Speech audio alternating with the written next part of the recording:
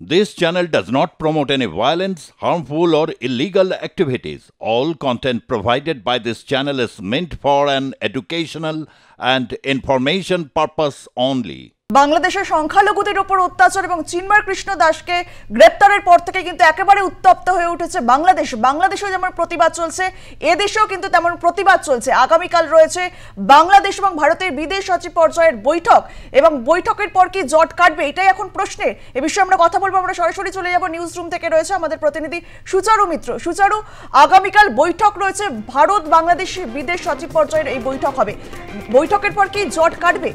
সুচারু, দেখো, জট তো কাটা উচিত এবং বিদেশ সচিব পর্যায়ে বৈঠক হবে, সেই বৈঠকে জট কাটার তো দরকার। কিন্তু এই মুহূর্তে যে সামগ্রিক পরিস্থিতি, বাংলাদেশের যে পরিস্থিতি, সেটা যথেষ্ট উদ্বেগজনক।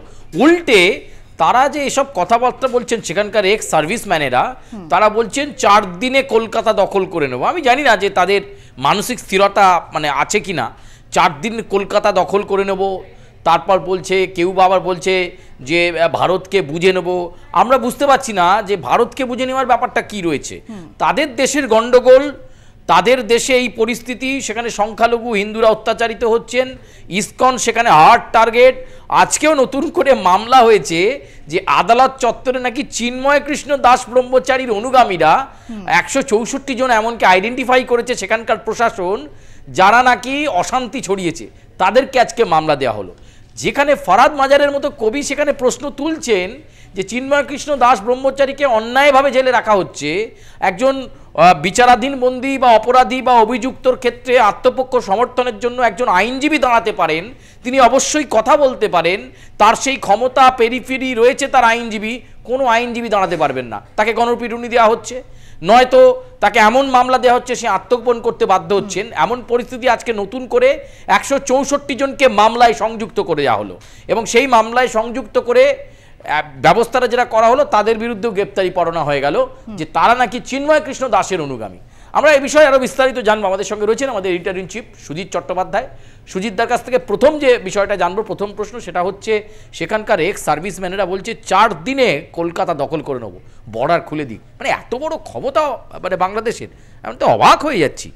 নতুন শক্তিতে বলিয়ান নয়া বাংলাদেশ, ঘুষে গাবি মারে গাবি নাকি? এই যারা বলছে আর কি, তাদের এই যে ছবি যাচ্ছে, যাদের দেখো এরা হচ্ছে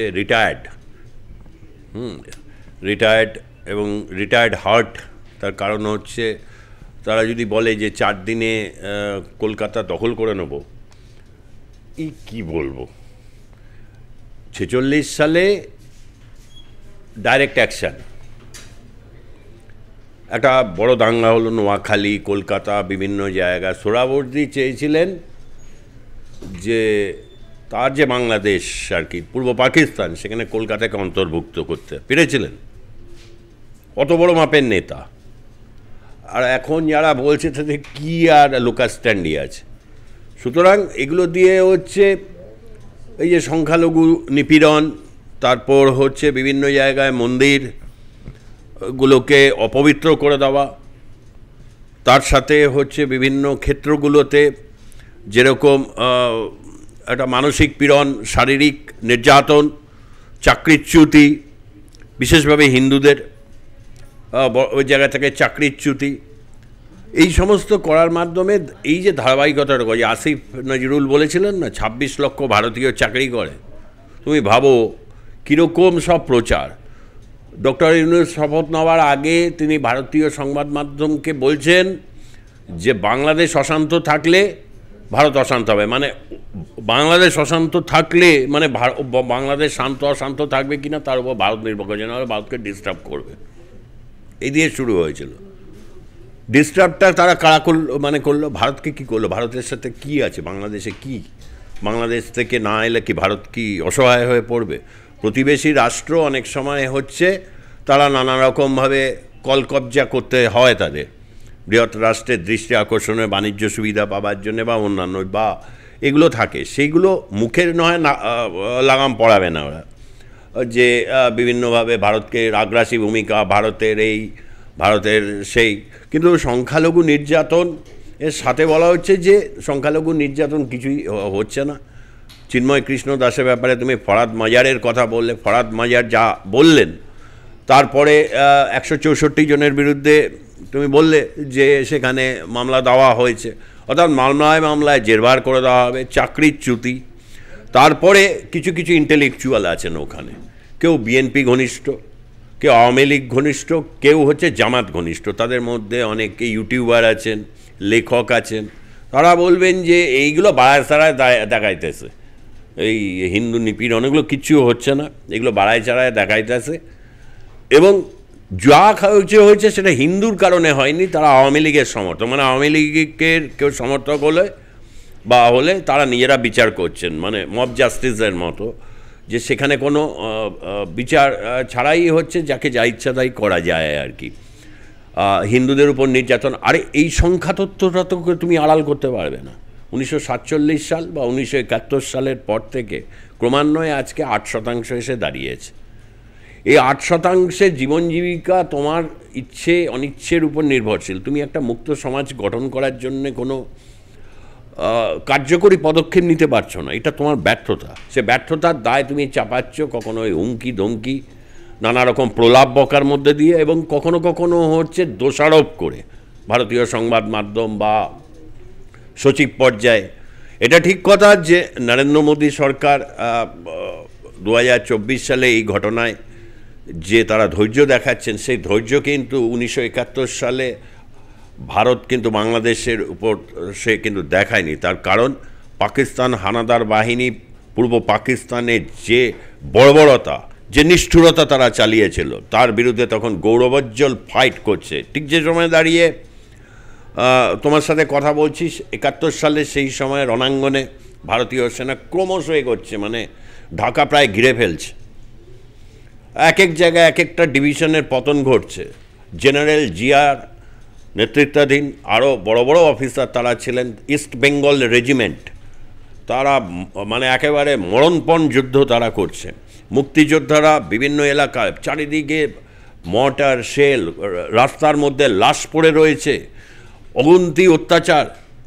সেই সময় আর কয়েকটা দিন জেনারেল নিয়াজিকে হাত তুলে দাঁড়িয়ে পূর্ব পাকিস্তান থেকে মুক্ত হয়ে বাংলাদেশ হয়েছে। দেখো, স্বাধীনতার জন্যে লড়াই, স্বাধীনতাকামী সবাই হতে পারে না। স্বাধীনতার জন্যে লড়াই, নেতাজি সুভাষচন্দ্র বসু বলতেন যে তোমরা আমাকে এক বিন্দু রক্ত দাও, আমি তোমাদের জন্য এনে দেবো স্বাধীনতা। এক বিন্দু রক্তই কেউ দিতে চাইছে না, রক্ত নিতে চাইছে। এই যে যারা আজকে এক বিন্দু রক্ত নিতে চাইছে, এই যে রক্তের প্রতি উন্মত্ততা, পিপাসুতা, এইটা একটা সামগ্রিক বিপর্যয় ডেকে নিয়ে আসে।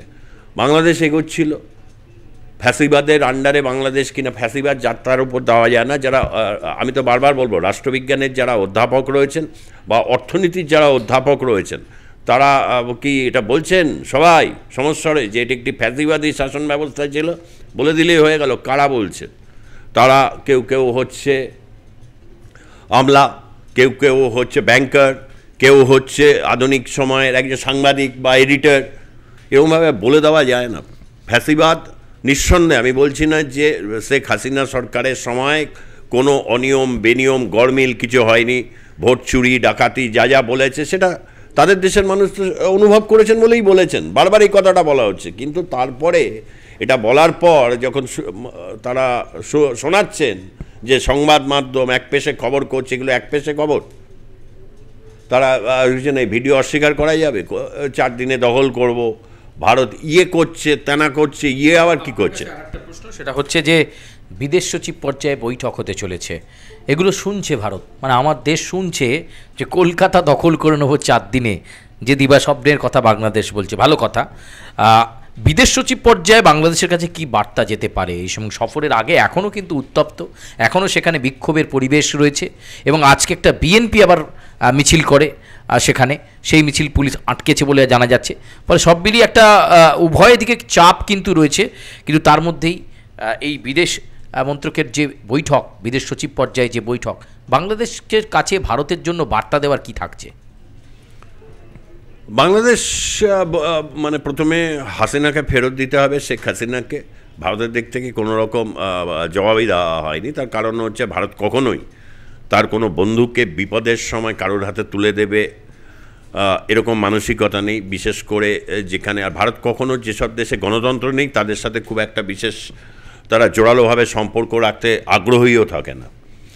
তারপর তারা বলল ডক্টর ইউনূস যাতে মুখে না লাগাম পড়ে শেখ হাসিনা, ভারত থেকে এই বার্তাটা তারা দেওয়ার চেষ্টা করবে। বিদেশ সচিব পর্যায়ের এই বইটাকে তিনি পাল্টা বার্তা দেবেন যে ভারত বিদ্বেষ বা হচ্ছে সংখ্যালঘুদের উপরেই নিপীড়নের কারণে ব্যবসা বাণিজ্যের উপর বিভিন্ন সীমান্তবর্তী জায়গাগুলোতে তো চাপ আছে, সীমান্ত উত্তেজনা বাড়িয়ে দিয়েছে। বাংলাদেশ বর্ডার গার্ড তার সাথে কিন্তু কোচা ভারতও কিন্তু এই মতো অবস্থাতে সেভেন সিস্টার্স বা সমস্ত দিক ইয়ে করে তারা কিন্তু পদক্ষেপ নেওয়ার আগে তারাও কিন্তু তাদের পজিশনিংগুলো করা শুরু করেছে। তার খবর ইতিমধ্যে তুমি অনেক আগেই দিয়েছো, আমরা এগুলো আলোচনা করেছি যে বিভিন্ন জায়গায় কীভাবে বর্ডার এলাকায় আধা সামরিক বাহিনী বাড়ানো হয়েছে। এবং যা খবর আছে সচিব পর্যায়ের বৈঠকের ক্ষেত্রে ফলপ্রসূ না হলে এটা কিন্তু আরও মানে বাড়তে পারে। এবং আমি আবার ওই কথাটা বলবো যে বিদেশ সচিবের পর্যায়ের যে বৈঠক, সেই বৈঠক যদি হয় তাহলে একটা কড়া প্রতিক্রিয়া তাহলে এস জয়শঙ্করের কাছ থেকে আসতে পারে পরবর্তী সময়। এবং তার পরবর্তী সময় না আমি এতদূর অবধি এখনও পর্যন্ত ভাবতেই রাজি নই। আমি বিশ্বাস যে ডক্টর ইউনূস বা সেখানকার এই সমস্ত মাতব্বরি ছেড়ে একটা দেশের জনগণকে বিপদে ফেলে সেখানকার এটা নয়, বরঞ্চ তারা দখলের কথা যারা বলছেন তারা মানে হচ্ছে একটা সাংস্কৃতিক ঐক্য নিঃসন্দেহে হওয়াটা দরকার। সেখানে মুক্তভাবে আলোচনার পরিস্থিতি, এত যদি পুলিশের মানে নিষ্ক্রিয়তা থাকে, কখনো অতি সক্রিয়তা কখনো চরম নিষ্ক্রিয়তা, এগুলো শোনা যাচ্ছে, দেখা যাচ্ছে, ছবি সেগুলো বলছে।